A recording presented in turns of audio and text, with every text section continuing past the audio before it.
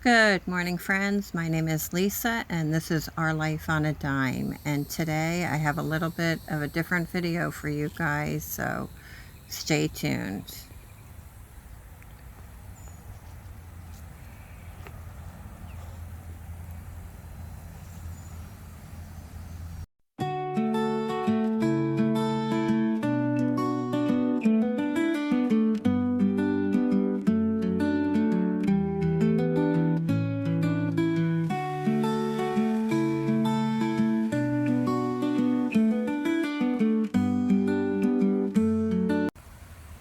Alrighty, friends, so this video is going to be a little different. It's about the joy in living simple and small. You know, a lot of people probably wonder why in every one of my videos I end it with stay blessed. Well, if you think about life, there's always something that you could be thankful for and feel blessed about. And this is what my video is about today. It's about how, you know, we used to have the daily stress of keeping up with the Joneses, and now we look at our life and have never felt more blessed. We are in a little tiny fixer-upper with a lot of headaches and a lot of struggles, but you know, we have so much to be thankful for. We've had a rough week and a half, and it's just been a thing, you know. It's like last weekend our air conditioner uh, had problems and broke down, and we had no air in our house for an entire weekend because we had to wait for the part to come in. So actually our house got up to over 90 degrees for the entire weekend, and it just makes you so thankful for the little things like air conditioning. You know, I am very fortunate that my husband is very handy, so he was able to go out and take a look at the air conditioner and see what was wrong with it and order the parts that it needed. But it's just things like that. You could look at the negative of it uh, and really let it get you down. But we try and find the silver lining in everything and just thank our lucky stars that we even have air conditioning. And then that was last weekend, you know, a week ago. And then this past weekend, hubby went to go run an errand, and we had car problems. So we were without a car this past weekend, and it just makes you so thankful to even have the ability to just jump in your car and run errands and do what you need to do. You know, and you don't realize how lucky and blessed you are for what you have until you don't have it any longer and you have to depend on others. We were fortunate that we have our son who was able to be there for us if we needed transportation until hubby can get the parts that he needs to fix the car. But these are the things in life that make you humble. You know, it makes you appreciate the air conditioner or the car that gets you around. That's for sure. Yes, we could get a new car, but with the burden of another bill, is it really worth the stress? You know, we've worked so hard to become debt free that we choose not to take out new debt whenever possible. I don't know. How are you guys with that? You know, like what's your attitudes about that?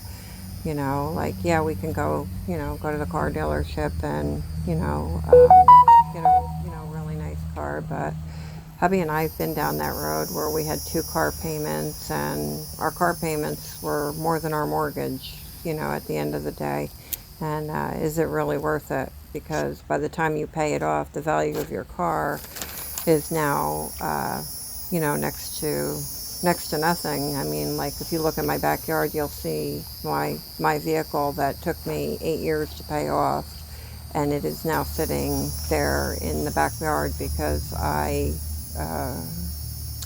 the transmission went on it. And yeah, hubby can put a new transmission in it, but I don't know. It's just, where you put your money, is it really worth it at the end of the day? It's like, you can have really nice vehicles and you know, put your money into things like that, or you can look at the simple, the simple things. And, it just, I don't know, at the end of the day, I just think it makes me feel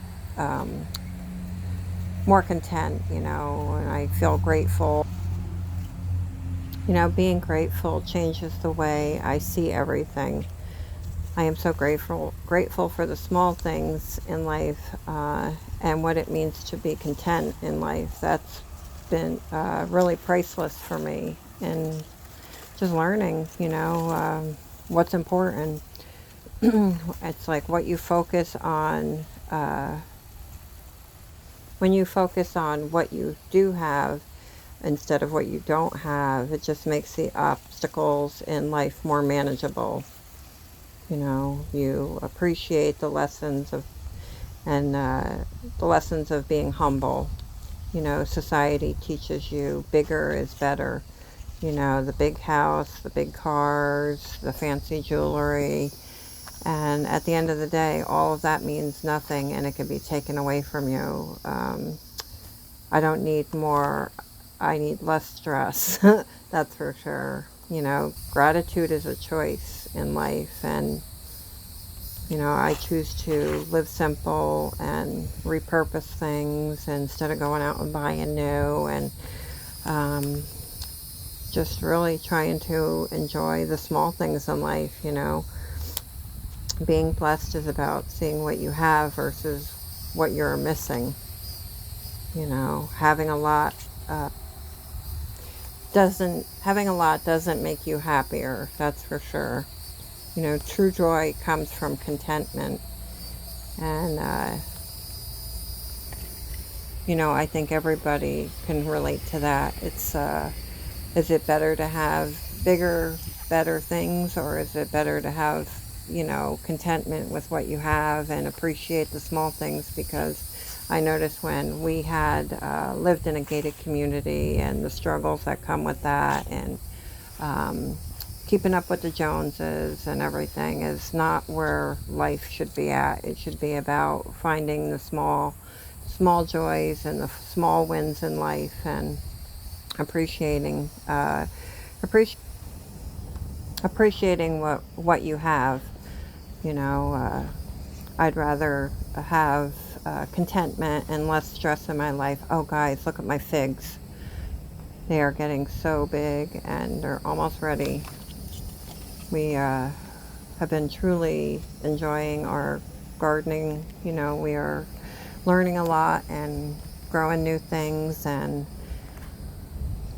yeah, the figs are so good. We've had one fig so far last season, and it was so delicious. Okay, what is this? This is my my black cherry. This is doing better than all of my other ones. I have 4 altogether, and this one seems to be doing the best.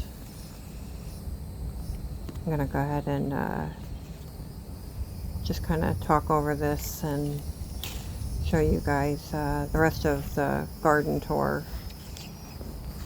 But I hope you guys are having a good day and had a great weekend. We had a lot of rain this past week, and that's why everything is so overgrown out here. This is my moringa. We had a lot of moringas this season. Can't wait till we can get a much bigger crop next season. Oh, this is another moringa. This is a cotton candy moringa. This is a fairly new plant that we planted. It's doing very well. And yeah, the other moringa, we're going to have to cut back. But I have to find out when's a good time to do that, because it's so brutally hot right now. I don't want the plant to go into stress. Okay, this is our black sapote. See how it's turning yellow? Everything's gotten so much rain, so much water lately. So we're not even watering our plants right now. This is just from all the extensive rain that we've been having. This is our peanut butter plant. Got some new blooms on it. As you can see, this plant is struggling too, because half of it, I don't know whether if it was from last season or what, but see how I just touched that branch?